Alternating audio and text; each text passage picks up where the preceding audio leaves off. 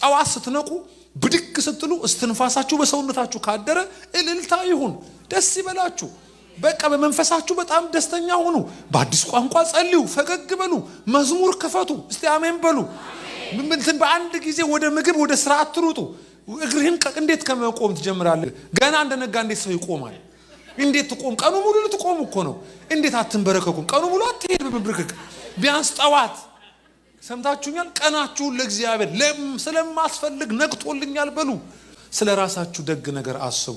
አንዳንዱ ሰው ደግሞ በፍጥረቱ ራሱን የሚያማርር፣ በመልኩ ራሱን የሚያማርር፣ በጾታው ራሱን የሚያማርር፣ በገቢው ራሱን የሚያማርር፣ በፋሚሊው ራሱን የሚያማርር፣ በልጆቹ የሚያለቅስ እልፍ ሕዝብ እንደገና በመካከላችን አለ። ወዳጆች ቤተክርስቲያን እንዲህ አይነት ጥያቄዎቻችሁን በየጊዜው የምታስመልሱባት ቤት አይደለችም እንዴ?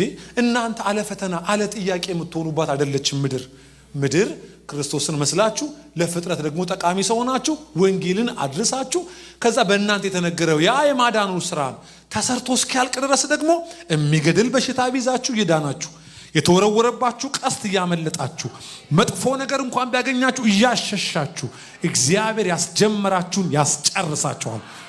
ደግመዋለሁ፣ የጀመርከውን ቤት አይደለም የሚያስጨርሰህ፣ የጀመርሽውን ትዳር አይደለም የሚያስጨርስሽ፣ የጀመርከውን ፕሮጀክቶች ምድር ላይ ያሉ ፕሮጀክቶች እሱንማ ደጅ ያሉ ይንገሩክ፣ ሁሉን ጥለት ሄዳለ።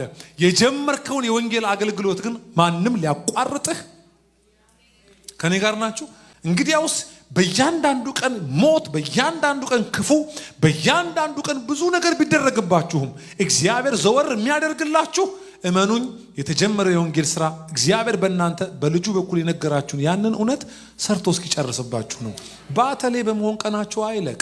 ስብስብ በሉ፣ ጥንቅቅ ያለ ህይወት ኑሩ። ስራም ቦታ ይሁን ትምህርት ቦታ ላይ ጴንጤ ሁኑ። እሺ በሉ እስቲ፣ እሺ ይበላችሁ እንዴ በጌታ በኢየሱስ ስም። ጴንጤ በማንኛውም ቦታ ላይ ጴንጤ ሁኑ። መኖራችሁን ውደዱት። በህይወት መኖራችሁን፣ ቆማችሁ መሄዳችሁን፣ ጤነኛ መሆናችሁን።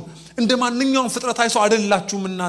እናንተ ጋር የሚጠቅም ለፍጥረት ሁሉ መድኃኒት የሆነ ወንጌል እግዚአብሔር በእጆቻችሁ ከፀሐይ መውጫ እስከ ፀሐይ መጥለቂያ አይደለም የሚለው በእጆቻቸው ላካው ይላል። ይሄን የመዳን ወንጌል በእጆቻችን የተላከንን